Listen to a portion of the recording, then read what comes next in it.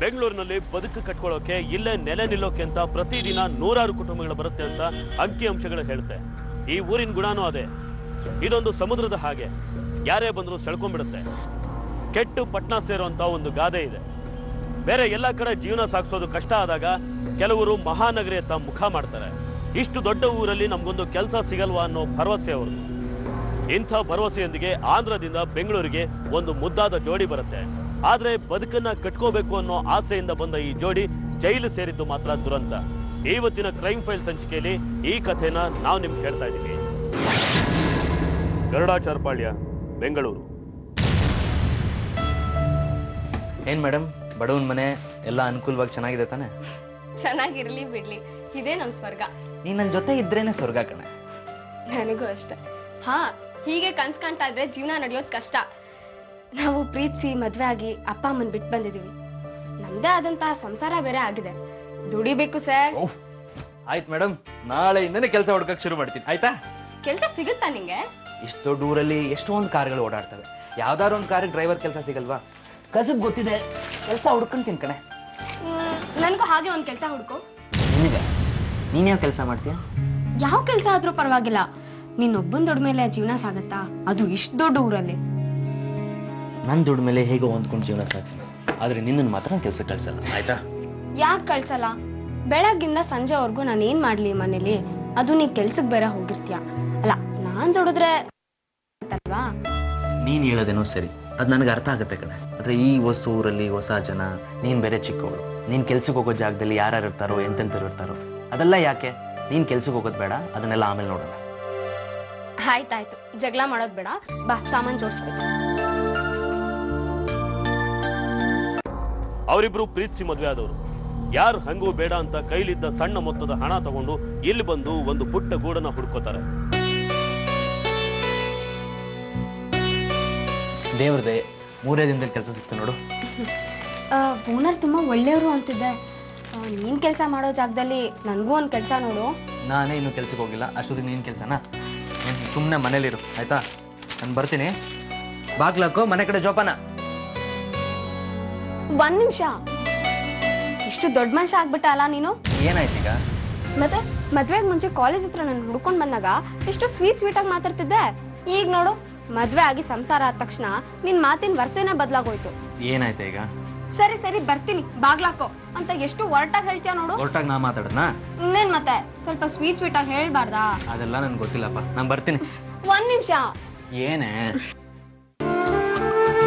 ಬೇಗ ಬಂದ್ಬಿಡು.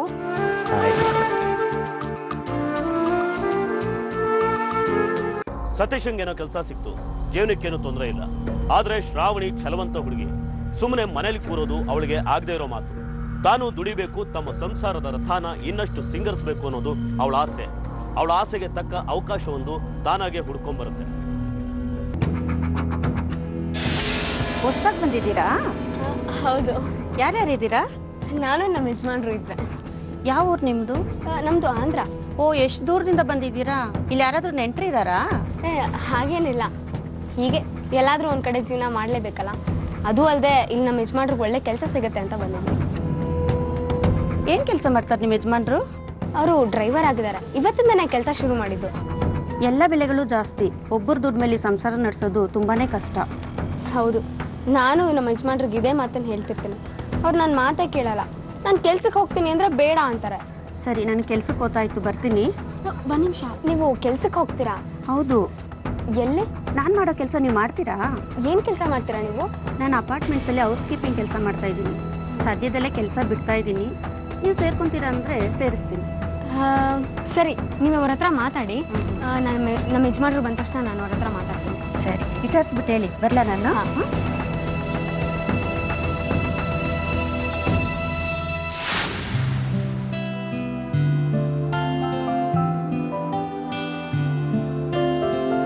ನನಗೂ ಕೆಲಸ ಸಿಗೋ ಹಾಗಿದೆ. ನೀನ್ ಹೂ ಅಂದ್ರೆ ನಾಳೆಯಿಂದಾನೇ ಹೋಗ್ಬೋದು. ಈ ಊರು ವಸ್ತು, ಆಚೆ ಎಲ್ಲೂ ತಿರ್ಗಕ್ಕೆ ಹೋಗ್ಬೇಡ ಅಂತ ಹೇಳಿಲ್ವಾ ನಿನಗೆ? ಏನಾದ್ರು ಹೆಚ್ಚು ಕಡಿಮೆ ಆಗಿದ್ರೆ ಏನ್ ಗತಿ? ಅಯ್ಯೋ, ಯಾಕಂಗ್ ಒಂದೇ ಸಮ ಕೂಗಾಡ್ತಿದ್ಯಾ? ನಾನೆಲ್ಲ ಆಚೆ ಹೋಗಿದ್ದೆ. ಮತ್ ಕೆಲಸ ಸಿಕ್ತು ಅಂತ ಹೇಳ್ತಾ ಇದೀಯಾ? ಕೆಲಸ ನಿಮ್ಮ ಮನೆ ಹತ್ರ ಹುಡ್ಕೊಂಡ್ ಬಂದಿದ್ದೆ? ಹಾಗೆ ಅನ್ಕೋ. ಏನ್ ಹಾಗೆ ಅನ್ಕೊಳ್ಳೋದು? ಅಂದ್ರೆ ನನ್ ಪಕ್ಕದ ಮನೇಲಿ ಒಬ್ರು ಹೆಂಗಸಿದ್ದಾರೆ. ಅವರು ಎಲ್ಲೋ ಕೆಲಸ ಮಾಡ್ತಿದಾರಂತೆ. ನೀನು ನೋಡು, ಕೆಲಸ ಮಾಡಂಗಿದ್ರೆ ಮಾಡು, ನಾನು ಅವ್ರ ಹತ್ರ ಮಾತಾಡ್ತೀನಿ ಅಂದ್ರು. ಯಾಕಂಗ್ ನೋಡ್ತಿದ್ಯಾ? ನನಗೆ ಕೆಲಸ ಮಾಡೋದ್ರಿಂದ ಏನ್ ತಪ್ಪು ಅಂತ? ತಪ್ಪು ಅಂತ ಹೇಳ್ತಾ ಇಲ್ಲ ಕಣೆ, ಅರ್ಥ ಮಾಡ್ಕೊ ನೀನು. ನನಗೆಲ್ಲ ಅರ್ಥ ಆಗುತ್ತೆ. ನೋಡು, ನಾವು ಪ್ರೀತಿಸಿ ಮದ್ವೆ ಆಗಿದೀವಿ. ನಾವೇನು ಅಂತ ಎಲ್ರಿಗೂ ಬದುಕು ತೋರಿಸ್ಬೇಕಲ್ವಾ? ಹಾಗಾಗ್ಬೇಕು ಅಂದ್ರೆ ನೀನೊಬ್ಬನ ದುಡಿಮೆಯಿಂದ ಅದ್ ಸಾಧ್ಯ ಇಲ್ಲ. ನಾನು ನಿನ್ ಜೊತೆ ದುಡಿಬೇಕು ಕಣ. ಬೇರೆಯವ್ರ ಮೆಚ್ಚಕ್ಕೋಸ್ಕರ ನಾವು ಬಾಳ್ಬೇಕಾಗಿಲ್ಲ. ನೋಡು, ನಂಗೆ ಅದೆಲ್ಲ ಗೊತ್ತಿಲ್ಲ. ನಾನೀಗ ಕೆಲ್ಸಕ್ಕೆ ಹೋಗ್ಬೇಕು ಅಷ್ಟೇ. ಏನು, ಈ ಊರಲ್ಲಿ ಯಾವ ಹೆಂಗಸರು ಕೆಲ್ಸಕ್ಕೆ ಹೋಗೋದೇ ಇಲ್ವಾ? ಆಯ್ತು, ಅದೇನ್ ಕೆಲಸ ಎಲ್ಲಿ ಅಂತ ತಿಳ್ಕೊ. ನಾಳೆ ನಾನು ಜೊತೆಗೆ ಬರ್ತೀನಿ, ವಾತಾವರಣ ಎಲ್ಲ ಚೆನ್ನಾಗಿಟ್ಕೊಂಡು ಕೆಲಸ ಮಾಡುವಂತೆ. ಸರಿ ಆಯ್ತು, ನಾಳೆ ನಾನು ಅವ್ರ ಹತ್ರ ಮಾತಾಡ್ತೀನಿ. ನೀನು ಬೇಗ ಕೆಲಸ ಮುಗಿಸ್ಕೊಂಡ್ ಬಾ, ಅವ್ರ ಹತ್ರ ಮಾತಾಡೋಣ. ಆಯ್ತು. ನಿಮ್ಮಿಂದ ತುಂಬಾ ಉಪಕಾರ ಆಯ್ತು. ನೀವಿರ್ಲಿಲ್ಲ ಅಂದ್ರೆ ಆ ಮ್ಯಾನೇಜರ್ ಒಪ್ತಾನೆ ಇರ್ಲಿಲ್ಲ. ಹಾಗೇನಿಲ್ಲ ಬಿಡಿ, ಇಲ್ಲಿ ತುಂಬಾ ಜನ ಕೆಲಸ ಮಾಡ್ತಾರೆ. ಅದರಲ್ಲಿ ಇವರೊಬ್ರು ಎಕ್ಸ್ಟ್ರಾ ಆದ್ರೆ ಯಾರಿಗೇನು ನಷ್ಟ ಆಗೋದಿಲ್ಲ. ಹಾಗಾಗಿ ನಿಮ್ಮ ಮನೆ ಎಲ್ಲಿ ಅಂದ್ರೆ? ಇಲ್ಲ ಸರ್, ಗೌಡಾಚಾರ್ ಪಾಂಡ್ಯ. ನೀವು ತೆಲುಗು ಮೂಲದವರ? ಹೌದು ಸರ್. ನೀವು ಇವ್ರಿಗೆ ಹೊಸಬ್ರು ಅಂತ ಕಾಣಿಸುತ್ತೆ, ಹುಷಾರು. ನೋಡಮ್ಮ, ನೀನು ದಿನ ಇಲ್ಲಿಗೆ ಬರೋವಾಗ ಒಬ್ಳೇ ಬರಬೇಡ. ನಿಮ್ ಗಂಡ ಜೊತೆ ಬಂದು ಹೋಗಿ ಮಾಡು. ಇಲ್ಲಿ ಬಂದ್ಮೇಲೆ ಹೆಂಗಸ್ಗಳು ಪರಿಚಯ ಆಗೇ ಆಗ್ತಾರೆ. ಆಮೇಲೆ ಅವ್ರ ಜೊತೆ ಹೋಗಿ ಬಂದು ಮಾಡ್ಬೋದು. ಆಮೇಲೆ ಇಲ್ಲಿ ಹೊಸಬ್ಳು ಅಂತ ಯಾವ್ದು ಎಕ್ಸ್ಟ್ರಾ ಕೆಲಸ ಹೇಳಿದ್ರೆ, ಏನಾದ್ರು ತೊಂದರೆ ಕೊಟ್ರೆ ನಿರ್ಭಯವಾಗಿ ನನಗೆ ಹೇಳು, ಅದನ್ನೆಲ್ಲ ನಾನು ಫಾಲೋ ಮಾಡ್ತೀನಿ. ಆಯ್ತು ಸರ್. ಆಯ್ತು ಸರ್, ನಾವು ನೋಡ್ತೀವಿ. ಓಕೆ.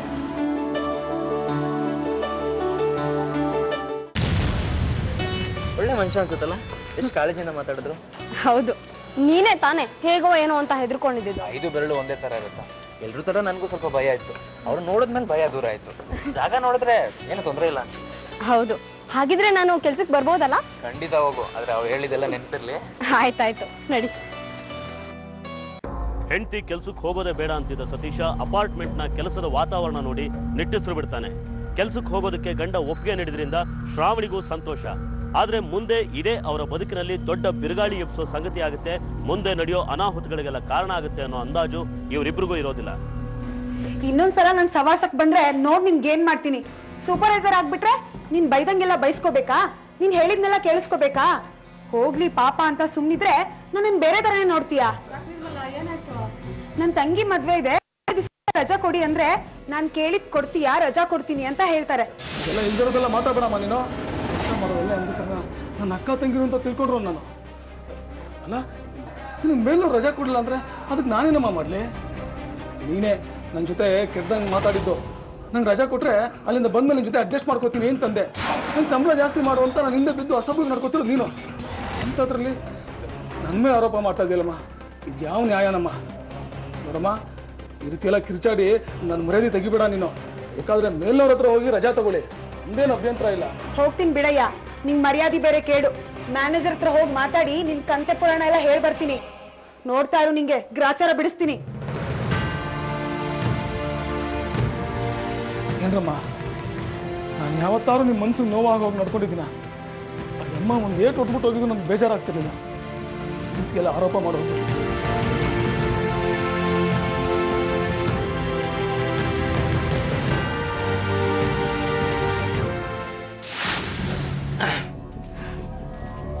ಬಂದ್ಯಾ? ಹಾ, ಬಂದೆ. ಏನಿದು? ತಗದ್ ನೋಡು. ಏನಿದು? ಎಲ್ಲಿಂದ ತಂದೆ? ಎಲ್ಲಿಂದ ಅಂದ್ರೆ ಅಂಗಡಿಯಿಂದ ತಂದೆ. ಇವತ್ತು ನಂಗೆ ಸಂಬಳ ಬಂತು, ತಗೋ. ನೀನೇ ಇಟ್ಕೋಪ. ಪರವಾಗಿಲ್ಲ, ಇಟ್ಕೋ ಅಂದ್ರೆ ಜೇಬಲ್ಲಿ ಇಟ್ಕೊಳಕ್ಕಾಗತ್ತಾ? ಮನೇಲಿಡು. ಸರಿ ಆಯ್ತು, ಈ ಶರ್ಟ್ ಹಾಕೋ. ಈಗ್ಲೇನಾ? ಈಗ್ಲೇ ಹಾಕೋ, ನಾನ್ ನೋಡ್ಬೇಕು ನೀ ಹೇಗ್ ಕಾಣ್ತೀಯ ಅಂತ. ಆಯ್ತು, ಕೊಡೆ.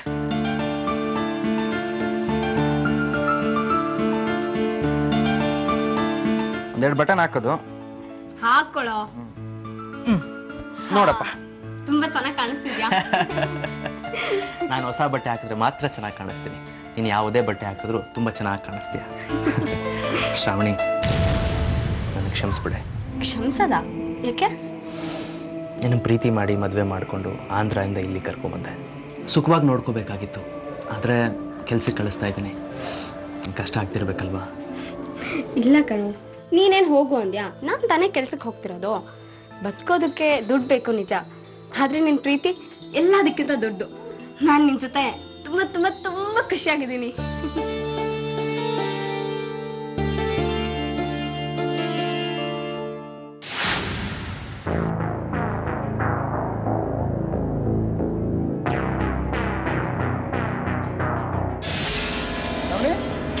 ನಿಮಿಷ ಬಾಪ.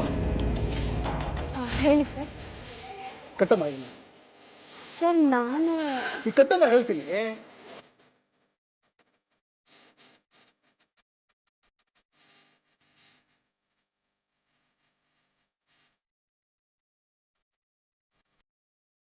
ಶ್ರಾವಣಿ, ನೀನು ನೋಡಿದ್ರೆ ನಂಗೆ ತುಂಬಾ ಸಂತೋಷ ಆಗುತ್ತಮ್ಮ.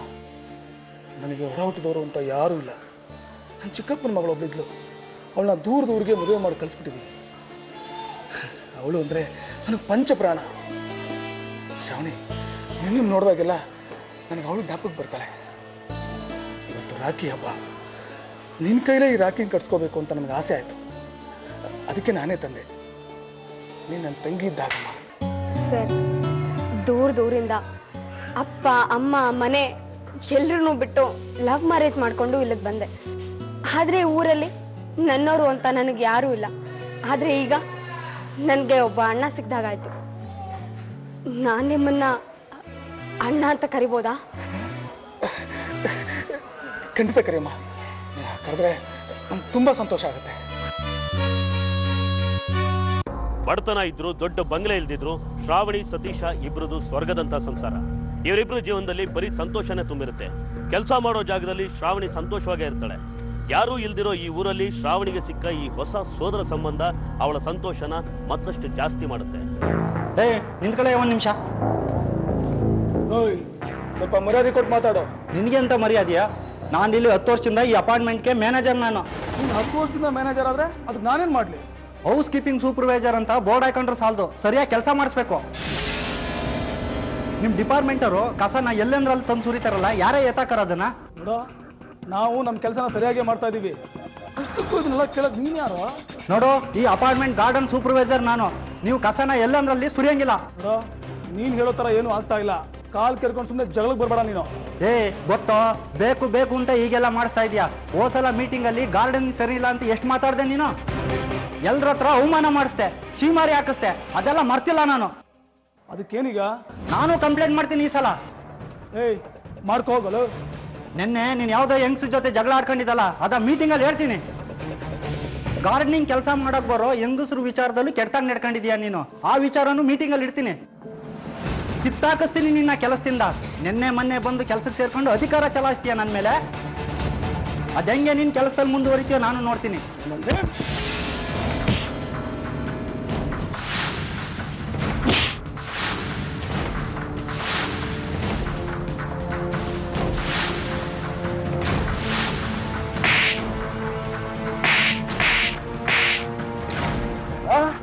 ನನ್ನನ್ನೇ ಕೆಲಸದಿಂದ ತೆಗೆದಾಕ್ತೀಯ ನೀನು?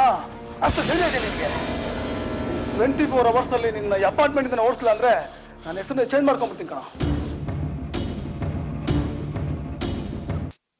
ಶ್ರಾವಣಿ, ಏನ್ ಮಾಡ್ತಿದ್ಯಲ್ಲ ನನ್ನ ತಂಗಿ? ಹೀಗೆ ಗ್ಲಾಸ್ ಒರೆಸ್ತಿದ್ದೆ ಅಣ್ಣ. ಏನಮ್ಮ, ಕೈ ಏನೋ ಏಟ್ ಮಾಡ್ಕೊಂಡಿದ್ಯಾ? ಅಯ್ಯೋ, ನಿನ್ನೆ ಅಡ್ಗೆ ಮಾಡ್ಬೇಕಾದ್ರೆ ಸಣ್ಣ ಗಾಯ ಆಯ್ತು ಅಷ್ಟೇ. ಶ್ರಾವಣಿ, ಅದೆಲ್ಲ ಹಾಗೆಲ್ಲ ನೆಗ್ಲೆಕ್ಟ್ ಮಾಡಬಾರ್ದು. ಹುಡುಲಿ ಕೈ. ಅಲ್ಲ ಕಣಮ್ಮ, ಏನಾದ್ರು ಹೆಚ್ಚು ಕಮ್ಮಿ ಆಗಿ ಸೆಪ್ಟಿಕ್ ಆಗಿದೆ, ಏನ್ ಗತಿ? ಹೆಣ್ಮಕ್ಳು ಕೈ ಚೆನ್ನಾಗಿರ್ಬೇಕು, ಮೃದುವಾಗಿರ್ಬೇಕಮ್ಮ. ನಿನ್ಗ ಹುಚ್ಚು ಹುಡುಗಿ, ನಿನ್ಗೇನು ಗೊತ್ತೇ ಆಗೋದಿಲ್ಲ. ನೋಡೋ, ಇದು ವಾಸಿ ಆಗೋವರೆಗೂ ನೀರೆಲ್ಲ ಮುಟ್ಟಬೇಡ. ಇದನ್ನು ನಾಡ್ರು, ತಿಳಿತಾ? ಸರಿ. ಹುಷಾರಾಗಿ.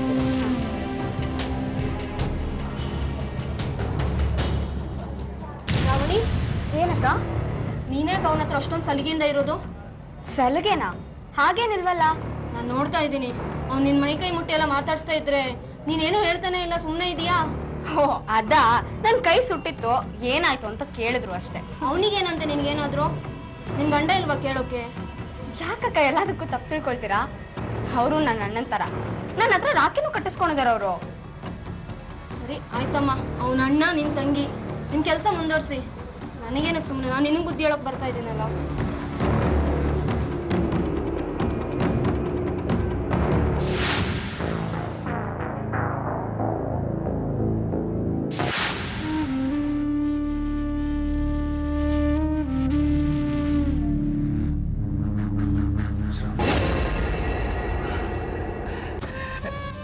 ಶ್ರಾವಣಿ, ಶರವಣ, ಶರವಣ, ಶ್ರಾವಣಿ, ನಮ್ಮಿಬ್ರು ಹೆಸರು ಎಷ್ಟು ಚೆನ್ನಾಗಿ ಹೊಂದಾಣಿಕೆ ಆಗುತ್ತಲ್ಲ. ಇದು ಆ ದೇವರೇ ಮಾಡಿರೋ ಜೋಡಿ. ಶ್ರಾವಣಿ, ಶ್ರಾವಣಿ, ಪ್ಲೀಸ್ ಒಪ್ಕೋ. ನಾನು ನಿನ್ನ ಖಂಡಿತ ಕೈ ಬಿಡಲ್ಲ. ನಾನು ನಿನ್ನ ಮದುವೆ ಆಗ್ತೀನಿ. ನಿನ್ನ ಗಂಡನ ಬಿಟ್ಬಿಡು. ನಾವೆಲ್ಲಾದ್ರೂ ದೂರ ದೂರ ಹೋಗಿ ಹಾಯಾಗಿದ್ಬೋಣ. ನಾಚಿಕೆ ಆಗಲ್ಲ ನಿನ್ಗೆ? ಎಲ್ಲಾರು ನಿನ್ ಬಗ್ಗೆ ಹೇಳಿದ್ರು, ನಾನ್ ನಂಬಿರ್ಲಿಲ್ಲ. ಆದ್ರೆ ಈಗ ಗೊತ್ತಾಗ್ತೀನಿ ನಿನ್ ಯೋಗ್ಯತೆ ಏನು ಅಂತ. ಶ್ರಾವಣಿ, ಅವ್ರು ಯಾರ ಮಾತು ಕೇಳ್ಬೇಡ, ಯಾವ್ದಕ್ಕೂ ತಲೆ ಕೆಡ್ಸ್ಕೊಬೇಡ. ನಾನು ನಿನ್ನ ಚೆನ್ನಾಗಿ ನೋಡ್ಕೋತೀನಿ, ರಾಣಿ ರಾಣಿ ಹಾಗೆ ನೋಡ್ಕೋತೀನಿ. ಶ್ರಾವಣಿ ಬಿಡು.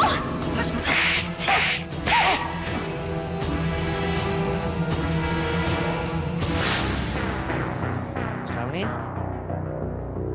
ಶ್ರಾವಣಿ, ಏ ಶ್ರಾವಣಿ, ಶ್ರಾವಣಿ, ಏನಾಯ್ತೆ? ಏನೂ ಇಲ್ಲ. ಅಪ್ಪ ಅಮ್ಮ ನೆನಪಾದ್ರ? ಇಲ್ಲ. ಮತ್ತೆ ನನ್ನ ಹತ್ರ ಹೇಳ್ಬೇಡ್ದ? ಏನೂ ಇಲ್ಲ, ನೀನ್ ಹೋಗಿ ಮಲ್ಕೋ. ಆಯ್ತು, ನೀನು ಬಾ ಬೇಗ. ಸರಿ.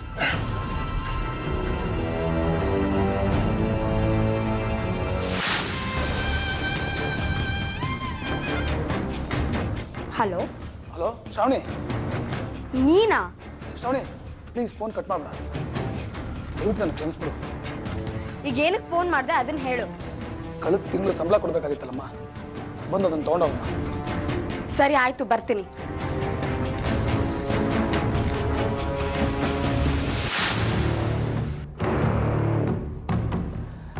ಬಾ ಶ್ರಾವಣಿ,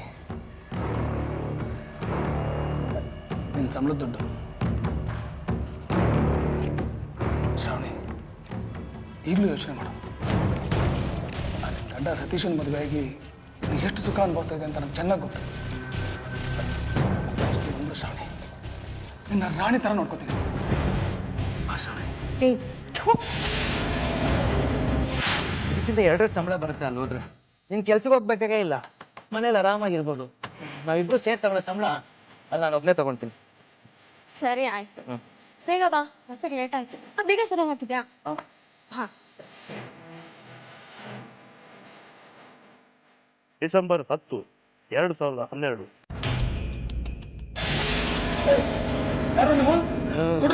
ಬಾ ಹೇಳ್ತಿ, ಬಾರೋ ಬಾರೋ. ಏನೋ ದೊಡ್ಡ ನೀನು ನೀನು. ನಾನು ಹೇಳ್ಬೇಕಂತ. ಏಯ್, ಕೆಲ್ಸಕ್ಕೆ ಬರೋ ಹೆಂಗಸಂದ್ರೆ ಮಾನ ಮರ್ಯಾದೆ ಇಲ್ದಿರೋರು ಅನ್ಕೊಂಡಿದ್ದೇನೋ? ನಿನ್ ಕರೆದ ಕಡೆ ಬರೋರು ಅನ್ಕೊಂಡಿದ್ದೇನಲ್ಲೇ? ರೇ, ಬಾಯಿ ಬಂದಾಗೆಲ್ಲ ಮಾತಾಡ್ಬೇಡ್ರಿ. ಯಾರು ನೀವೆಲ್ಲ? ಗಾಡಿ ಕೀ ಕೊಡ್ರಿ, ಇಲ್ಲಾಂದ್ರೆ ಪೊಲೀಸರು ಕರಿಬೇಕಾಗುತ್ತೆ. ಈಗ ಪೊಲೀಸ್ನವರಲ್ಲ, ಕಮಿಷನರ್ ಕರೆಯಲು. ಏಯ್, ನನ್ನ ಹೆಂಡತಿ ರಜಾ ಕೇಳಿದ್ರೆ ಏನು ಅಂದೆ ನೀನು? ನೀನ್ ಹೇಳ್ದಂಗೆ ನಡ್ಕೊಂಡ್ರೆ ರಜಾ ಕೊಡ್ತೀನಿ ಅಂತ್ಯಾ ನೀನು? ಹಾಳಾಗೋಗ್ಲಿ ಅಂದ್ಬಿಟ್ಟು ಮದುವೆ ಮುಗಿಸ್ಕೊಂಡು ಮತ್ತೆ ಕೆಲ್ಸಕ್ಕೆ ಬಂದ್ರೆ ಮತ್ತೆ ಕಿರಿಕ್ ಶುರು ಮಾಡಿದ್ಯಾ? ರೇ, ನಾನೇನ್ರಿ ಮಾಡ್ದೆ? ನೀವು ತಪ್ಪು ತಿಳ್ಕೊಂಡಿದ್ರಿ ನನ್ನ. ಏಯ್, ನಿಲ್ಸಲೇ ನಿನ್ ನಾಟಕನಲ್ಲಿ. ತಪ್ಪು ತಿಳ್ಕೊಂಡವ್ರೆ. ನನ್ನ ಹೆಂಡತಿ ಸುಳ್ಳು ಹೇಳ್ತಲ್ಲ, ಇವ್ನು ಕೊಟ್ಟಿರೋ ಕಾಟಕ್ಕೆ ನಾಳೆಯಿಂದ ಕೆಲ್ಸಕ್ಕೆ ಹೋಗ್ಲ ಮನೇಲಿ ಕೂತ್ಕೊಳ್ಳೋ ಮಗ ನನ್ನ ಹೆಂಡತಿ. ಎಲ್ಲ ಮಾಡಿದ್ಮೇಲೆ ನಿಮ್ಗೆ ಸುಮ್ಮನೆ ಬಿಡ್ಬೇಕೇನಮ್ಮ?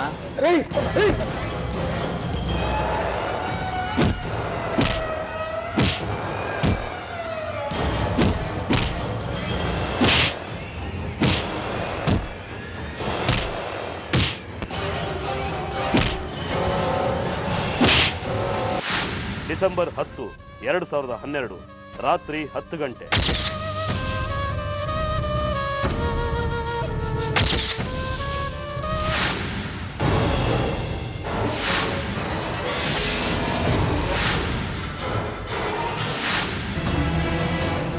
ಹೌದು, ಯಾರನ್ನ ಕೊಲೆ ಮಾಡ್ತಾನೆ ಸುತ್ತಾಕ್ಬಿಟ್ಟವ್ರಲ್ಲೋ? ಈಗ ಓಡೋದ್ರಣ ಈ ಕಡೆ, ಓಡೋದ್ರಣ ರೌಡಿಗಳು ಯಾರೋ. ನೀರಾಕೋ ಅರ್ಸೋ ನೀರಾಕೋ.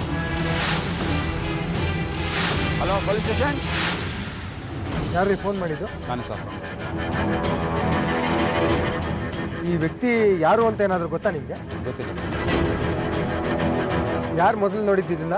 ನಮ್ಮ ಹುಡುಗನೇ. ಏನಪ್ಪ, ಯಾರು ಇದು ಮಾಡಿದ್ದು ಅಂತ ಏನಾದರೂ ಗೊತ್ತಾ ನಿಮಗೆ? ಇಲ್ಲ ಸರ್, ಗೊತ್ತಿಲ್ಲ ಸರ್. ನಾನು ಈ ಕಡೆ ಮನೆ ಕಡೆ ಹೋಗ್ತಿದ್ದೆ, ಯಾರೋ ಒಬ್ಬ ವಯಸ್ಸಾದವನು ಸ್ವಲ್ಪ ಹುಡುಗ ಥರ ಇದ್ದ, ಸುಟ್ಬಿಟ್ಟು ಈಗ ಓಡೋಗ್ಬಿಟ್ಟು ಸರ್. ಸ್ಟೇಷನ್ಗೆ ಬಂದು ಕಂಪ್ಲೇಂಟ್ ಬರ್ಕೊಡಿ. ಆಯ್ತು ಸರ್. ನೋಡಿ, ಆದಷ್ಟು ಬೇಗ ಬಾಡಿನ ಪೋಸ್ಟ್ ಮಾರ್ಟಮ್ ಕಳಿಸಿ. ಇದ್ರ ಸುತ್ತಲೂ ಏನೇನಿದೆ ಅದನ್ನೆಲ್ಲ ಸೀಸ್ ಮಾಡಬೇಕು. Mahadevapura police station, Bengaluru. Sir, ಆ ಖಾಲಿ ಸೈಟ್ನಲ್ಲಿ ಬಾಡಿ ಬರ್ನ್ ಆಗಿತ್ತಲ್ಲ ಸರ್, ಆ ಕೇಸ್ದು ಡೀಟೇಲ್ಸ್ ತೊಗೊಂಬಂದಿದೆ. ಏನು ಡೀಟೇಲ್ಸು? ಅದೇ ಸರ್, ಆ ಜೋಬಲ್ಲಿ ಸಿಕ್ಕಿತ್ತಲ್ಲ ಅರ್ಧಂಬರ್ಧ ಸುಟ್ಟೋಗಿರೋ ID ಕಾರ್ಡ್, ಅದು 24/7 ಹೌಸ್ ಕೇರ್ ಸರ್ವಿಸ್ ಸರ್. ಅವ್ನು ಏನು ಕೆಲಸ ಮಾಡ್ತಾ ಇದ್ದ ಅಲ್ಲಿ? ಅದೇ ಗೊತ್ತಿಲ್ಲ ಸರ್. ಕಂಪ್ನಿ ಅಡ್ರೆಸ್ ಸಿಕ್ಕಿದೆ, ಹೋಗಿ ಅಲ್ಲಿ ವಿಚಾರಿಸ್ಬೇಕು. ಹಾಗೆ ಮಾಡಿ, ಅಲ್ಲಿ ಹೋಗಿ ಡೀಟೇಲ್ಸ್ ಕಲೆಕ್ಟ್ ಮಾಡಿ. Okay sir. Okay sir. Okay. ನಮಸ್ಕಾರ ಸರ್, ಹೇಳಿ, ಏನಾಗಬೇಕಾಗಿತ್ತು? ನಿಮ್ಮನ್ನೇ ನೋಡ್ಬೇಕಾಗಿತ್ತು. ಈ ID ಕಾರ್ಡು ನಿಮ್ಮ ಕಂಪ್ನಿಗೆ ಸೇರಿದೆ ಸರ್? ಹಾಂ ಹೌದು ಸರ್, ಅದರ ಸುಟ್ಟೋಗಿದೆ, ಯಾರೋ ಒಂದು ಗೊತ್ತಾಗ್ತಾ ಇಲ್ವಲ್ಲ. ಹೌದು, ಅದರಲ್ಲಿ ID ನಂಬರ್ ಇದೆ, ಚೆಕ್ ಮಾಡಿಬಿಟ್ಟು ಯಾರು ಅಂತ ಹೇಳಕ್ಕಾಗತ್ತಾ? ಹಾಂ ಖಂಡಿತವಾಗಿ ಹೇಳ್ಬೋದು ಸರ್, ಕೂತ್ಕೊಳ್ಳಿ, ಚೆಕ್ ಮಾಡಿ ಹೇಳ್ತೀನಿ.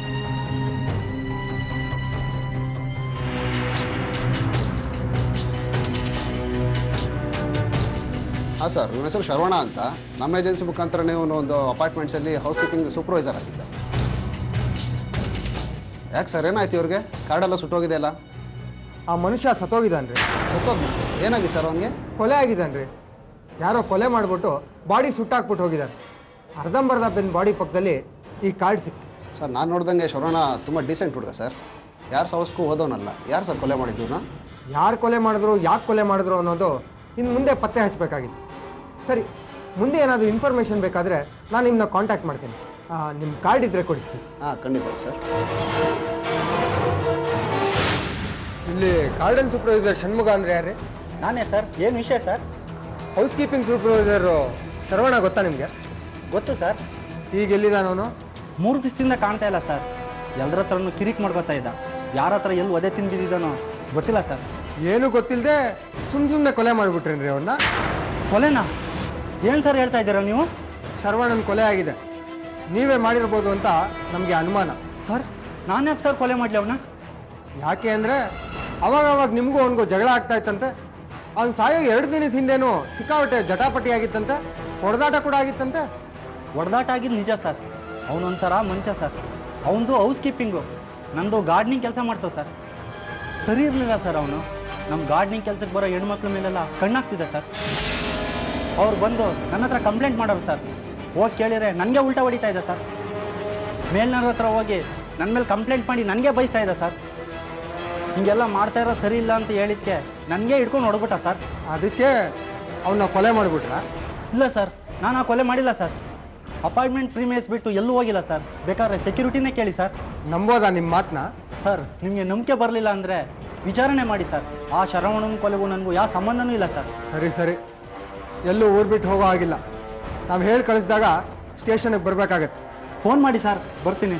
ಸರಿ, ನೀವಿನ್ನು ಹೊರಡಿ. ಏಜೆನ್ಸಿಗೆ ಹೋಗಿ ಶರವಣನ ಬಗ್ಗೆ ಮಾಹಿತಿ ಪಡ್ಕೊಂಡ ಪೊಲೀಸರು ನೇರವಾಗಿ ಬ್ರಿಗೇಡ್ ಮೆಟ್ರೋಪಾಲಿಟನ್ ಅಪಾರ್ಟ್ಮೆಂಟ್ಗೆ ಬರುತ್ತಾರೆ. ಅಲ್ಲಿ ಶರವಣನ ಬಗ್ಗೆ ವಿಚಾರಿಸಿದಾಗ ಆತ ಗಾರ್ಡನ್ ಸೂಪರ್ವೈಸರ್ ಜೊತೆ ಆಗಾಗ ಜಗಳ ಆಡ್ತಾ ಇದ್ದಿದ್ದು ಮತ್ತು ಕೊಲೆ ಆಗೋ ಹಿಂದಿನ ದಿನ ರಾತ್ರಿ ಶಿವಕುಮಾರ್ ಜೊತೆ ಆಡಿದ ದೊಡ್ಡ ಜಗಳದ ಮಾಹಿತಿ ಸಿಗುತ್ತೆ. ನಮಸ್ಕಾರ ಸರ್. ಏನು ಸರ್ ವಿಷಯ? ಬನ್ನಿ ಸರ್ ಒಳಗಡೆ. ಒಳಗೆ ಬರೋದಾಗಿರಲಿ, Brigade Metropolis apartment supervisor Sharavana ಗೊತ್ತಿರ್ಬೇಕಲ್ಲ ನಿಮಗೆ? ಗೊತ್ತು ಸರ್. ಯಾಕೆ ಸರ್, ಎಲ್ಲಿ ಸಿಕ್ಕಾಕೊಂಡಿದ್ದಾನೆ ಅವನು? ಯಾರ ಕೈಗೂ ಸಿಕ್ಕಾಕೊಳ್ಳದೆ ಸೀದಾ ಕೈಲಾಸಕ್ಕೆ ಸೇರ್ಕೊಂಡಿದ್ದಾನೆ. ತಗೋತ ಸರ್ ಅವನು? ಅವ್ನು ಕೊಲೆ ಆಗಿದೆ. ಆಗ್ಲಿ ಬಿಡಿ ಸರ್. ತುಂಬಾ ನವರಂಗಿ ಆಟಗಳಾಡ್ತಾ ಇದ್ದಾನೆ ನಮ್ಮ ಮಗ. ಯಾರೋ ಸರಿಯಾಗಿ ಮಾಡಿದ್ದಾರೆ. ಮಾಡಿದ್ರೆ ಆಗ್ಬಾರ್ದಾಗುತ್ತೆ. ನೀವು ಅವನ ಬಗ್ಗೆ ಮಾತಾಡೋದು ನೋಡಿದ್ರೆ ನಿಮ್ಗೆ ಅವನ ಬಗ್ಗೆ ವಿಪರೀತ ಕೋಪ ಇರೋ ಹಾಗಿದೆ. ಕೋಪನ? ಆ ಕೆಲಸ ನಾನೇ ಮಾಡ್ಬೇಕಂತಿದೆ ಸರ್. ಮಾಡಿದ್ರೆ ಜೈಲ್ಗೆ ಹೋಗ್ಬೇಕಾಗುತ್ತಲ್ಲ ಅಂದ್ಬಿಟ್ಟು ಅವ್ನು ಜೀವದಾನ ಮಾಡ್ಕೊಂಡು ಬಂದಿದ್ದೀನಿ. ಈಗಲೂ ಅನ್ಕೊಂಡಿದ್ದ ಕೆಲಸ ನೀವೇ ಯಾಕೆ ಮಾಡಿರಬಾರ್ದು ಅನ್ನೋ ಅನುಮಾನ ನಮಗೆ. ಸರ್ ಆ ಕೆಲಸ ನಾನೇನಾದರೂ ಮಾಡಿದ್ರೆ ಸೀದಾ ಪೊಲೀಸ್ ಸ್ಟೇಷನ್ಗೆ ಬಂದು ನಾನೇ ಸರೆಂಡರ್ ಆಗ್ತಿದ್ದೆ ಸರ್. ಸರಿ, ನಿಮಗೆ ಯಾಕೆ ಅಷ್ಟೊಂದು ದ್ವೇಷ ಅಂದಮೇಲೆ? ಸರ್ ನಾವು ಕೂಲಿ ಮಾಡೋ ಜನ ಸರ್. ನಾನು ಆಟೋ ಓಡಿಸ್ತೀನಿ, ಇವಳು ಹೌಸ್ ಕೀಪಿಂಗ್ ಕೆಲಸಕ್ಕೆ ಹೋಗ್ತಿದ್ವಿ ಸರ್. ನನ್ನ ನಾದಿನಿ ಮದುವೆ ಇತ್ತು ಸರ್. ಅದಕ್ಕೆ ಇವಳು 15 ದಿನ ರಜಾ ಕೇಳಿದ್ರೆ ಅವನು ನನ್ನ ಜೊತೆ ಬೇರೆ ರೀತಿ ಅಡ್ಜಸ್ಟ್ ಆದರೆ ರಜಾ ಕೊಡಿಸ್ತೀನಿ, ಇಲ್ಲಾಂದ್ರೆ ರಜಾ ಕೊಡ್ಸಲ್ಲ ಅಂತ ಹೇಳಿದ್ದಾನೆ ಸರ್. ಇವಳು ಅವ್ನಿಗೆ ಬಾಯಿಗೆ ಬಂದಂಗೆ ಬೈದು ಏಜೆನ್ಸಿ ಲೆಟ್ರ್ ಕೊಟ್ಟು ರಜಾ ತಂದಾಗಲೇ ಅವ್ನು ಗಾಚಾರ ಬಿಡ್ಸೋಣ ಅಂತಿದ್ದೆ ಸರ್. ನಮ್ಮ ನಾದಿನಿ ಮದುವೆ ಓಡಾಡ್ದಲ್ಲಿ ಸುಮ್ಮನೆ ಆಗ್ಬಿಟ್ಟೆ. ಆಮೇಲೆ ಇವಳು ರಜಾ ಮುಗಿಸ್ಕೊಂಡು ಕೆಲ್ಸಕ್ಕೆ ಹೋದಾಗ ಏನು ಮಾಡ್ದೆ ಗೊತ್ತಾ ಸರ್? ಆ ರಾಸ್ಕಲ್ಲು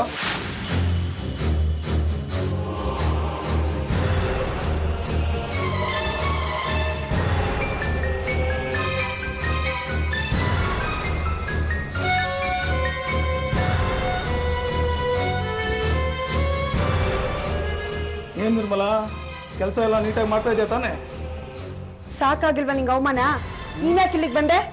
ಅವಮಾನ ಮಾಡಿದವ್ರ ಮಾನ ತೆಗಿಬೇಕಲ್ಲ, ಅದಕ್ಕೆ ಬಂದೆ. ನನ್ನ ಹೆಂಡತಿ ಮನೆಗೆ ಬಂದು ಹಿಂಗಾಯ್ತು ಅಂತ ಹೇಳಿದ್ರು ಸರ್. ಮಾರನೇ ದಿನನೇ ನಾವು ಕೆಲಸಕ್ಕೆ ಕಳಿಸ್ಲಿಲ್ಲ. ಆದರೆ ಉಟ್ಕೊಂಡೋಗ್ಬಿಟ್ಟ ನನ್ನ ಮಗನ ಸರಿಯಾಗಿ ಬಾಸ್ಬಿಟ್ಟು ಬಂದೆ ಸರ್.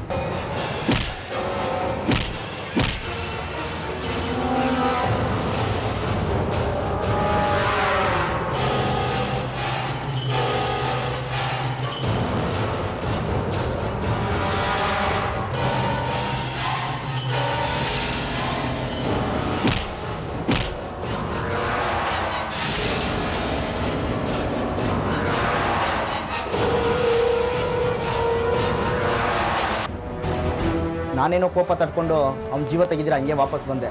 ಬೇರೆ ಯಾರೋ ಈ ಕೆಲಸ ಮಾಡಿದ್ದಾರೆ. ಸರಿಯಾಗಿ ಮಾಡಿದ್ದಾರೆ ಬಿಡಿ ಸರ್, ಅವ್ನಿಗೆ ಆಗ್ಬೇಕಾಗಿರೋದೆ. ಸೊ ಈ ಕೊಲೆ ನೀವು ಮಾಡಿಲ್ಲ?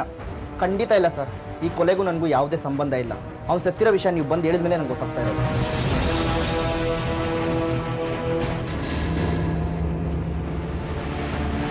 ಸರ್, ನಾವು ಅನುಮಾನ ಪಟ್ಟ ವ್ಯಕ್ತಿಗಳು ಯಾರೂ ಈ ಕೊಲೆಯಲ್ಲಿ ಭಾಗಿಯಾಗಿಲ್ಲ ಅನ್ಸುತ್ತೆ. ಮತ್ತೆ ಬೇರೆ ಏನಾದರೂ ಕ್ಲೂ ಸಿಕ್ತಾ?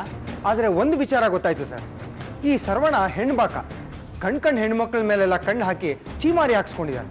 ಎಷ್ಟೋ ಜನ ಹೆಣ್ಮಕ್ಳು ಇವನು ಹಿಂಸೆಗೆ ಬಲಿಯಾಗಿರ್ಬೋದು ಸರ್. ಅವರಲ್ಲೇ ಯಾರಾದರೂ ಈ ಕೆಲಸ ಮಾಡಿರ್ಬೋದೋ ಏನೋ. ಯಾರು ಅಂತ ಪತ್ತೆ ಹಚ್ಚೋದು ಹೇಗೆ?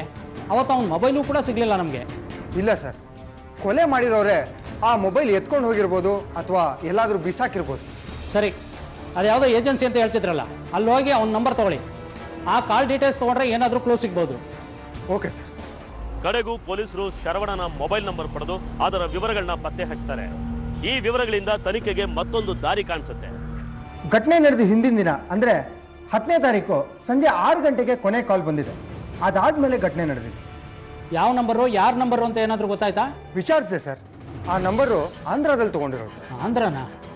ಹೌದು ಸರ್, ಆ ನಂಬರು ಬಾಡಿ ಸುಟ್ಟ ಜಾಗದ ಹತ್ರ ಇತ್ತು ಅಂತ ತೋರಿಸ್ತಾ ಇದೆ. ಫೋನ್ ಮಾಡಿದ್ರ ಆ ನಂಬರ್ಗೆ? ಹೌದು ಸರ್, ಆದರೆ ಸ್ವಿಚ್ ಆಫ್ ಅಂತ ಬರ್ತಾ ಇದೆ. ಆ ನಂಬರ್ದು ಡೀಟೇಲ್ಸ್ ತರಿಸಿ, ಏನಾದರೂ ಕ್ಲೂ ಸಿಗ್ಬೋದು. Okay sir. ಸಾಮಾನ್ಯವಾಗಿ ಮೊಬೈಲ್ ನಂಬರ್ನ ವಿವರಗಳು ಸಿಕ್ಕ ಮೇಲೆ ಆರೋಪಿನ ಕಂಡು ಹಿಡಿಯೋ ಕೆಲಸ ಸ್ವಲ್ಪ ಸುಲಭ ಆಗುತ್ತೆ ನಿಜ. ಆದ್ರೆ ಈ ಕೇಸ್ನಲ್ಲಿ ನಂಬರ್ನ ವಿವರಗಳು ಸಿಕ್ಕ ಮೇಲೂ ಪೊಲೀಸರು ಸ್ವಲ್ಪ ಒದ್ದಾಡಬೇಕಾಗತ್ತೆ.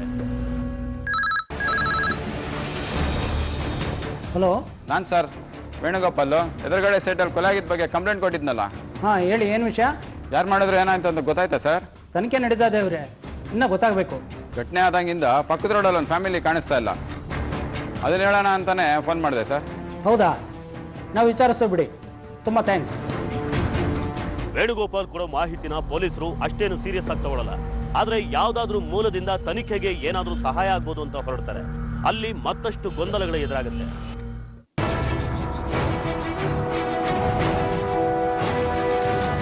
ಏನಮ್ಮ, ಆ ಮನೇಲಿ ಇದ್ರಲ್ಲ, ಅವ್ರು ಎಲ್ಲೋದ್ರು ಅಂತ ಏನಾದ್ರು ಗೊತ್ತಿಲ್ಲ ಸರ್. ನಾನು ಊರಿಗೆ ಹೋಗಿದ್ದಾಗಿದ್ರು, ಆಮೇಲೆ ಬಂದಾಗ ಪತ್ತೆ ಇರಲಿಲ್ಲ ಸರ್. ಯಾರಿದ್ರು ಆ ಮನೇಲಿ? ಅವ್ರ ಪರಿಚಯ ಏನಾದ್ರು ಇತ್ತಾ ನಿಮ್ಗೆ? ಆಗ್ತಾನೆ ಮದುವೆ ಆಗಿ ಒಂದು ಜೋಡಿ ಬಂದಿದ್ರು ಸರ್. ಅವ್ರಿಗೆ ಕೆಲಸ ಹುಡುಕ್ತಾ ಇತ್ತು, ನಾನೇ ಅವ್ರಿಗೆ ಕೆಲಸ ಕೊಡಿಸಿದ್ದೆ. ಎಲ್ಲಿ ಕೆಲಸ ಮಾಡ್ತಾ ಇದ್ರು ಅವರು? ಬ್ರಿಗೇಡ್ ಮೆಟ್ರೋಪಾಲಿಸ್ ಅನ್ನೋ ಅಪಾರ್ಟ್ಮೆಂಟ್ನಲ್ಲಿ ಸರ್. ಅವರು ಯಾವ ಊರವರು ಅಂತ ಏನಾದ್ರು ಹೇಳಿದ್ರ? ಊರು ಗೊತ್ತಿಲ್ಲ ಸರ್, ಆಂಧ್ರದವರು ಅಂತ ಹೇಳ್ದಂಗಿತ್ತು. ಸರಿನಮ್ಮ, ನೀವು ಮನೆ ಓನರ್ ಅಂದಮೇಲೆ ನಿಮ್ಗೆ ಅವ್ರ ಬಗ್ಗೆ ಗೊತ್ತಿರ್ಬೇಕಲ್ವಾ? ಗೊತ್ತು ಸರ್, ಚಿಕ್ಕ ವಯಸ್ಸಿನ ಗಂಡೆ ಅಂತ ಅಲ್ವಾ, ನೋಡೋಕೆ ಒಳ್ಳೆಯವ್ರ ಕಾಣಿಸ್ತಾ ಇದ್ರು, ಅದಕ್ಕೆ ಮನೆ ಕೊಟ್ಟೆ ಸರ್. ಮನೆ ಖಾಲಿ ಮಾಡ್ಬೇಕಾದ್ರೆ ಏನಾದ್ರು ಹೇಳ್ಬಿಟ್ಟು ಹೋದ್ರ? ಬೇರೆ ಒಳ್ಳೆ ಕಡೆ ಕೆಲಸ ಸಿಕ್ಕಿದೆ, ನಮ್ಮ ಮನೆ ಖಾಲಿ ಮಾಡ್ಕೊಂಡು ಹೋಗ್ತೀವಿ ಅಂತ ಹೇಳ್ಬಿಡೋದು ಸರ್. ಯಾವತ್ತು ಅಂತ ಏನಾದ್ರು ನೆನಪಿದೆಯಾ ನಿಮಗೆ? ನೆನಪಿದೆ ಸರ್, ಹೋದ ತಿಂಗಳು 11ನೇ ತಾರೀಕು. ಘಟನೆ ನಡೆದಿರೋದು 10ನೇ ತಾರೀಕು ರಾತ್ರಿ. ನೀವು ಬೆಳಗ್ಗೆನೆ ಹೋದ್ರು ಅಂತ ಹೇಳ್ತಾ ಇದ್ದೀರಲ್ಲ ಸರ್? ಅವರಿಬ್ರು ಕೊಲೆಗಿಲ್ಲ ಮಾಡೋಂಥ ಹುಡುಗರಲ್ಲ ಸರ್, ಒಳ್ಳೆ ಹುಡುಗರು ಸರ್ ಅವರು. ಸರಿ, ತನಿಖೆ ಆದ್ಮೇಲೆ ಗೊತ್ತಾಗತ್ತಲ್ಲ, ನೋಡೋಣ. ಸರ್, ಪಕ್ಕದ ಮನೆ ಹಿಂಗ್ಸ್ಕೊಟ್ಟ ಮಾಹಿತಿ ಪ್ರಕಾರ ಆ ಮನೇಲಿ ಒಬ್ಳು ಹುಡುಗಿ ಬ್ರಿಗೇಡ್ ಮೆಟ್ರೋಪಾಲಿಸ್ ಅಪಾರ್ಟ್ಮೆಂಟ್ ಅಲ್ಲಿ ಕೆಲಸಕ್ಕೆ ಹೋಗ್ತಾ ಇದ್ದಾಳೆ. ಅವರಲ್ಲಿ ಕೆಲಸ ಮಾಡ್ತಾ ಇದ್ರು ಅಂದ ಮಾತ್ರಕ್ಕೆ ಅವರೇ ಕೊಲೆ ಮಾಡಿದ್ದಾರೆ ಅಂತ ಹೇಳಕ್ಕಾಗೋದಿಲ್ವಲ್ಲ? ಕರೆಕ್ಟ್ ಸರ್, ನಮಗೂ ಆ ರೀತಿ ಯಾವ ಸಾಕ್ಷಿನೂ ಸಿಕ್ಕಿಲ್ಲ. ಮನೆ ಓನರು ಅಕ್ಕಪಕ್ಕದವರೆಲ್ಲ ಅವ್ರ ಬಗ್ಗೆ ಒಳ್ಳೆ ಅಭಿಪ್ರಾಯನೇ ಹೇಳಿದ್ದಾರೆ. ಆ ಶರವಣ ಲಾಸ್ಟ್ನಲ್ಲಿ ಕಾಲ್ ಮಾಡಿದ್ನಲ್ಲ, ಆ ನಂಬರ್ ಡೀಟೇಲ್ಸ್ ಏನಾದರೂ ಗೊತ್ತಾಯ್ತಾ? ಈ ನಂಬರಿಂದ ಜಾಸ್ತಿ ಕಾಲು ಹೋಗ್ಲೂ ಇಲ್ಲ, ಬಂದೂ ಇಲ್ಲ. ಆದರೆ ಘಟನೆ ನಡೆಯೋ ಹಿಂದಿನ ದಿನ ಅಂದ್ರೆ 10ನೇ ತಾರೀಕು ರಾತ್ರಿಯಿಂದ ಬೆಳಗಿನ ಜಾವದ ತನಕ ಒಂದು 10-12 ಕಾಲು ಸೇಮ್ ನಂಬರ್ಗೆ ಹೋಗಿತ್ತು. ಫೋನ್ ಮಾಡಿ ನೋಡಿ ಆ ನಂಬರ್ಗೆ. ಸರಿ ಸರ್. ಸರ್, ನಾಟ್ ರೀಚಬಲ್ ಬರ್ತಾ ಇದೆ, ಆದರೆ ಭಾಷೆ ಮಾತ್ರ ಆಂಧ್ರ ಕಡೆದಿದೆ ಸರ್. ಕೊಲೆ ಮಾಡಿ ಆಂಧ್ರಾಗೆ ಏನಾದರೂ ತಪ್ಪಿಸ್ಕೊಂಡು ಹೋಗಿದಾರ ಅಂತ. ಆಂಧ್ರನ? ಸರ್, ಆ ಮನೇಲಿದ್ದ ಗಂಡ ಹೆಂಡತಿ ಕೂಡ ಆಂಧ್ರ ಕಡೆಯವರು ಅಂತ ಅಕ್ಕಪಕ್ಕದವ್ರು ಹೇಳಿದ್ರು. ಆ ಮನೆಗೂ ಈ ಕೊಲೆಗೂ ಏನೋ ಸಂಬಂಧ ಇದೆ ಅನ್ಸುತ್ತೆ ಸರ್. ಈಗ ಯಾರಿದ್ದಾರೆ ಆ ಮನೇಲಿ? ಯಾರೂ ಇಲ್ಲ ಸರ್. ಅಲ್ಲಿ ಆ ಮನೆ ಕಟ್ಸೋಕ್ಕೋಸ್ಕರ ಬೇರೆ ಯಾರಿಗೂ ಕೊಟ್ಟಿಲ್ವಂತೆ. ಒಂದ್ಸರಿ ಆ ಮನೆಯನ್ನ ಚೆಕ್ ಮಾಡಬೇಕು, ಏನಾದರೂ ಕ್ಲೂ ಸಿಗ್ಬಹುದು. ಬನ್ನಿ ಸರ್. ಎಲ್ಲ ಸರಿಯಾಗಿ ಚೆಕ್ ಮಾಡ್ರಿ.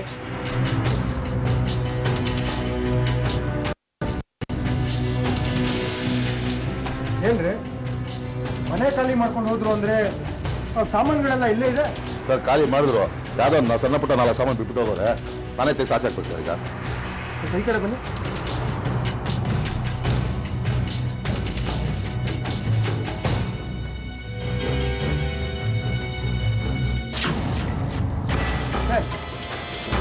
ಇಲ್ಲಿ ನೋಡಿ ರಕ್ತದ ಕಲೆಗಳು. ಹಾಂ, ಇದನ್ನು ಫೋರೆನ್ಸಿಕ್ ಡಿಪಾರ್ಟ್ಮೆಂಟಿಗೆ ಕಳಿಸ್ಕೊಡೋ ವ್ಯವಸ್ಥೆ ಮಾಡಿ. Okay sir. ಯಾವಾಗ ಪೊಲೀಸರು ಆ ಮನೆ ಬೀಗ ತೆಗೆದು ನೋಡಿದ್ರು ಅಲ್ಲಿಗೆ ಕೊಲೆ ನಡೆದ ಜಾಗ ಇದೆ ಅನ್ನೋದು ಅವರಿಗೆ ಖಾತ್ರಿ ಆಗುತ್ತೆ. ಆದ್ರೆ ಕೊಲೆ ಮಾಡಿದವ್ರು ಯಾರು? ಆ ಮನೆಯಲ್ಲಿದ್ದ ವ್ಯಕ್ತಿಗಳ. ಘಟನೆ ನಡೆದಿರೋದು ಅವರು ಮನೆ ಖಾಲಿ ಮಾಡಿದ್ಮೇಲೆ. ಅಂದ್ರೆ ಖಾಲಿ ಮನೆನ ಉಪಯೋಗಿಸ್ಕೊಂಡು ಯಾರಾದ್ರೂ ಈ ಕೆಲಸ ಮಾಡಿರ್ಬೋದಾ? ಅಲ್ಲಿ ನಿಜವಾಗ್ಲೂ ನಡೆದಿದ್ದಾದ್ರೂ ಏನು? ತನಿಖೆ ಎಲ್ಲದಕ್ಕೂ ಉತ್ತರ ಕೊಡುತ್ತೆ.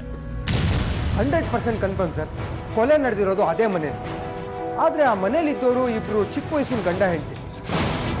ಆದ್ರೆ ಬಾಡಿ ಸೂಟ್ ಹಾಕಿದ್ದು ಇಬ್ರು ಗಂಡಸರು ಅಂತ ಅದನ್ನ ನೋಡಿದ ಹುಡುಗ ಹೇಳ್ತಾ ಇದ್ದ.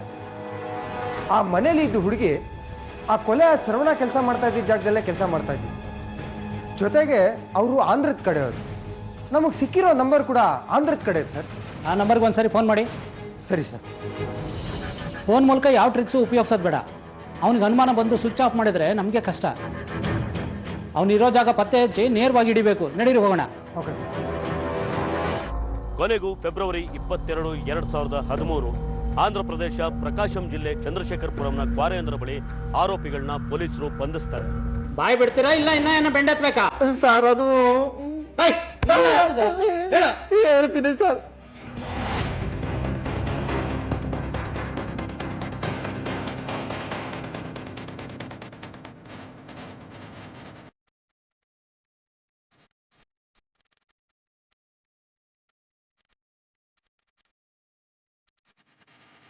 ಈಗ ಎಲ್ಲಿದ್ದಾರೆ ಅವರು? ಗೊತ್ತಿಲ್ಲ ಸರ್. ಸರ್ ಹೊಡಿಬೇಡಿ ಸರ್, ಚಿತ್ರದುರ್ಗದಲ್ಲಿದ್ದಾರೆ.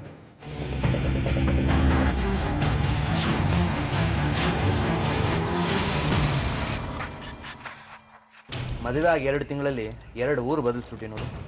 ಯಾವಾಗ್ಲೂ ಅದನ್ನ ಹೇಳ್ತೀಯಲ್ಲ. ಈ ಊರಲ್ಲಿ ಒಂದ್ ಕೋಟೆ ಇದೆಯಂತೆ, ಬಾ ಅದನ್ನ ನೋಡ್ಕೊಂಬರೋಣ. ದುರ್ಗದ ಕೋಟೆ ಬೇರೆ ನೋಡ್ಬೇಕಾ? ನೀನೇ ಇದೆಯಲ್ಲ ಒಬ್ಬವ. ಮತ್ತಿನೇನು, ಅವನ್ನ ಸುಮ್ಮನೆ ಬಿಡ್ಬೇಕಿತ್ತ? ನನಗಂತೂ ಸಿಕ್ಕಾಪಟ್ಟೆ ಭಯ ಆಗೋಗಿತ್ತು. ಹೇಗೋ ತಪ್ಪಿಸ್ಕೊಂಡ್ವಲ್ಲ.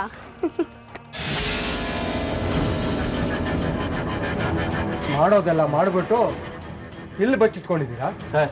ಅದು ಏನಂದ್ರೆ ನನ್ನ ಮಾತು ಕೇಳಿ ಸರ್. ನೋಡಿ ಸರ್, ನೀವ್ ಏನ್ ಹೇಳೋದಿದ್ರು ಸ್ಟೇಷನ್ ಅಲ್ಲಿ ಬಂದೇಳು. ಹೇಯ್ ಹೇಳ್ಕೊಂಡು ನಡೀರಿ ಅವ್ನು. ಸರ್ ಅದು ಸರ್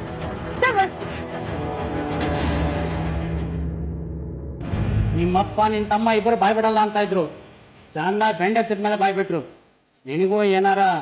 ಸರ್ ಅವ್ರಿಗೇನು ಮಾಡ್ಬೇಡಿ, ನಾನೆಲ್ಲ ಹೇಳ್ಬಿಡ್ತೀನಿ ಸರ್. ನಾವಿಬ್ರು ಲವ್ ಮಾಡಿ ಮದುವೆ ಮಾಡ್ಕೊಂಡು ಕೆಲಸ ಹುಡುಕ್ತಾ ಬೆಂಗಳೂರಿಗೆ ಬಂದ್ವಿ. ಅವ್ರಿಗೆ ಒಳ್ಳೆ ಕೆಲಸನೂ ಸಿಕ್ತು.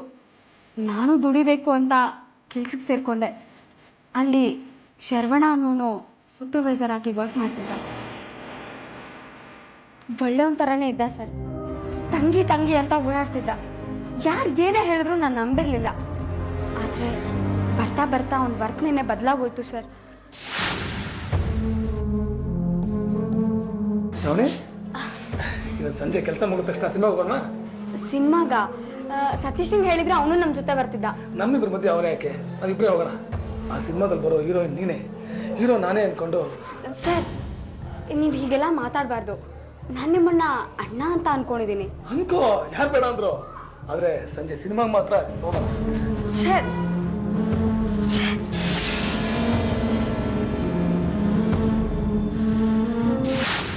ಹೀಗೆ ಏನೇನೋ ಹುಚ್ಚುಚ್ಚಾಗಿ ಮಾತಾಡ್ತಿದ್ದೆ ಸರ್. ಇವ್ರ ಹತ್ರ ತುಂಬಾ ಸತಿ ಹೇಳ್ಬೇಕು ಅಂತ ಪ್ರಯತ್ನ ಮಾಡಿದೆ. ಆದ್ರೆ ಇವ್ರು ಎಲ್ಲಿ ಕೆಲಸ ಬಿಡಿಸ್ಬಿಡ್ತಾರೋ ಅನ್ನೋ ಭಯಕ್ಕೆ ಏನು ಹೇಳಿಲ್ಲ ಸರ್. ದಿನೇ ದಿನ ಅವ್ನ ಕಾಟ ಜಾಸ್ತಿ ಆಯ್ತು ಸರ್. ಕಡೆಗೊಂದಿನ ತುಂಬಾ ಕೆಡ್ದಾಗ ನಡ್ಕೊಂಡ ನನ್ನ ಹತ್ರ. ಯಾವ್ದಕ್ಕೂ ತಲೆ ಕೆಡ್ಸ್ಕೊಬೇಡ, ನಾನು ನಿನ್ನ ಚೆನ್ನಾಗಿ ನೋಡ್ಕೋತೀನಿ. ರಾಣಿ ರಾಣಿ ಹಾಗೆ ನೋಡ್ಕೋತೀನಿ ಶ್ರಾವಣಿ.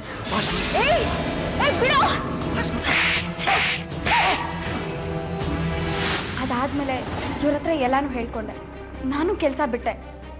ಹಲೋ, ಕಳೆದ ತಿಂಗಳು ಸಂಬಳ ಕೊಡ್ಬೇಕಾಗಿತ್ತಲ್ಲಮ್ಮ, ಬಂದು ಅದನ್ನು ತಗೊಂಡವಮ್ಮ. ಸರಿ ಆಯ್ತು, ಬರ್ತೀನಿ. ನಿನ್ನ ಸಂಬಳದ ದುಡ್ಡು. ಏಯ್ ಥು. ಏ ಶ್ರಾವಣಿ, ಎಲ್ಲಿ ಹೋಗಿದ್ದೆ? ಸಂಬಳ ತರಕ್ ಹೋಗಿದ್ದೆ. ನೀನ ನೀನ್ ಯಾಕೆ ಬಂದೆ ನಮ್ಮ ಮನೆಗೆ? ನಿನಗೇನೋ ಕೆಲಸ ಇಲ್ಲಿ? ನಿನ್ನ ಹೆಂಡತಿ ನಾವು ತುಂಬಾ ಇಡಿಸ್ಬಿಟ್ಟಿದ್ದಾಳೆ. ಒಳ್ಳೆ ಮಾತಲ್ಲಿ ಅವಳ ನನ್ನ ಜೊತೆ ಕಳಿಸ್ಕೊಟ್ಬಿಡು. ನಮ್ಮ ಮನೆಗೆ ಬಂದು ಈ ತರ ಎಲ್ಲ ಮಾತಾಡಕ್ಕೆ ಎಷ್ಟು ಧೈರ್ಯ ನಿನಗೆ?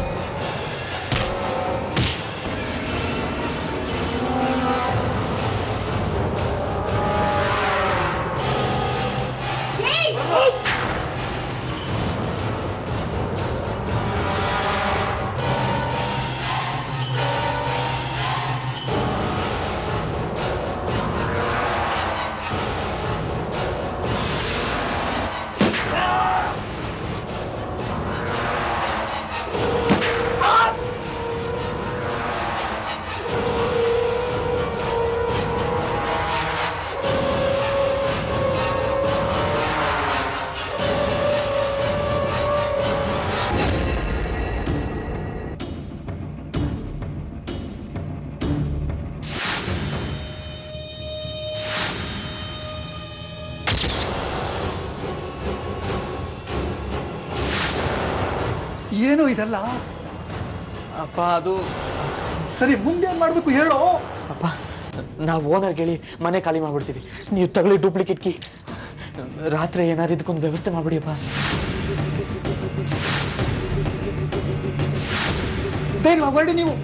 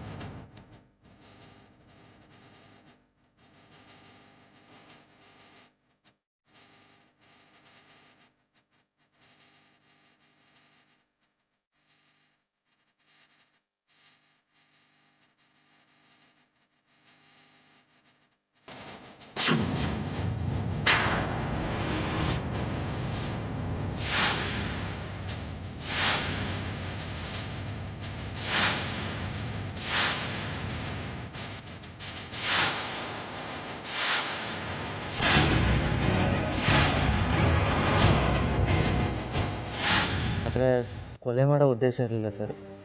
ಅಕಸ್ಮಾತಾಗಿ ಕೊಲೆ ಆಗ್ಬಿಡ್ತು. ನಿಮಗೆ ಉದ್ದೇಶ ಇತ್ತೋ ಇಲ್ವೋ ಅದನ್ನು ಕಾನೂನು ಕೇಳೋದಿಲ್ಲ. ಆದರೆ ಆ ವ್ಯಕ್ತಿನ ಕೊಲೆ ಮಾಡೋ ಹಕ್ಕು ನಿಮ್ಗಿಲ್ಲ. ಈಗ ಆಗ್ತಿದೆ ಅಂತ ಹೇಳ್ಬಿಟ್ಟು ಕಂಪ್ಲೇಂಟ್ ಕೊಡಬೇಕಾಗಿತ್ತು.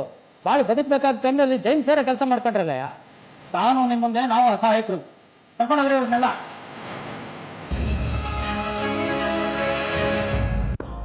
ಈ ಪ್ರಕರಣದಲ್ಲಿ ಸತೀಶ, ಅವನ ತಂದೆ, ಅವನ ತಮ್ಮ ಎಲ್ಲರೂ ಜೈಲು ಸೇರ್ತಾರೆ. ಆದ್ರೆ ಶ್ರಾವಣಿ ಇನ್ನೂ 17 ವರ್ಷದವಳಾದ್ರಿಂದ ಅವಳನ್ನ ಪೊಲೀಸರು ವಶಕ್ಕೆ ತೆಗೆದುಕೊಳ್ಳಲ್ಲ. ಕೊಲೆ ಮಾಡಿದವರಿಗೆ ಶಿಕ್ಷೆ ಆಗಬೇಕು ಅನ್ನೋದು ಕಾನೂನು. ಆದ್ರೆ ಇಲ್ಲಿ ಸತೀಶನ್ಗಾಗ್ಲಿ ಶ್ರಾವಣಿಗಾಗ್ಲಿ ಶರವಣನನ್ನ ಕೊಲೆ ಮಾಡೋ ಉದ್ದೇಶ ಇರಲಿಲ್ಲ. ಆದ್ರೆ ಕಾನೂನು ನಿನಗೆ ಉದ್ದೇಶ ಇತ್ತ ಇಲ್ವಾ, ಕೊಲೆ ಆದವನು ಕೆಟ್ಟವನ, ಕೊಲೆ ಮಾಡಿದವನು ಒಳ್ಳೆಯವನ ಅನ್ನೋದನ್ನ ಕೇಳಲ್ಲ. ಯಾಕೆಂದ್ರೆ ನಿಯಮಗಳಲ್ಲಿ ಭಾವನೆಗಳನ್ನ ಹುಡುಕೋ ಆಗಿಲ್ಲ. ಒಟ್ನಲ್ಲಿ ಶರವಣ ಅನ್ನೋ ಪಾಪಿಯ ಕಾರಣದಿಂದ ಬಾಳಿ ಬದುಕಬೇಕಾದ 2 ಎಳೆ ಜೀವಗಳು ಜೈಲು ಸೇರ್ಬೇಕಾಯ್ತು. ಬದುಕು ಯಾರ ನಿರೀಕ್ಷೆಗೂ ನಿಲುಕದ್ದು ಅನ್ನೋದು ಇದಕ್ಕೆ ಇರಬೇಕು. ಇನ್ಮೇಲಾದ್ರೂ ನಮ್ಮ ಹೆಣ್ಮಕ್ಳು ಕೆಲಸ ಮಾಡೋ ಜಾಗದಲ್ಲಿ ಆಗೋ ಶೋಷಣೆನ ಸಹಿಸಿಕೊಳ್ಳದೆ ಆರಂಭದಲ್ಲೇ ಕಾನೂನಿನ ರಕ್ಷಣೆ ಪಡೆದ್ರೆ ಇಂಥ ಪ್ರಕರಣಗಳು ತಪ್ಪಬಹುದೇನೋ ಅಂತ ಹೇಳ್ತಾ ಇವತ್ತಿನ ಸಂಚಿಕೆನ ಇಲ್ಲಿಗೆ ಮುಗಿಸ್ತಾ ಇದ್ದೀವಿ. ಮುಂದಿನ ಸಂಚಿಕೆಯಲ್ಲಿ ಮತ್ತೊಂದು ವಿಭಿನ್ನ ಕುತೂಹಲಕಾರಿ ಸತ್ಯಕಥೆಯೊಂದಿಗೆ ಮತ್ತೆ ನಿಮ್ಮ ಮುಂದೆ ಬರ್ತೀವಿ. ನಾವು ಕತೆ ಹೇಳ್ತೀವಿ, ನೀವೆಚ್ಚರವಾಗಿರಿ.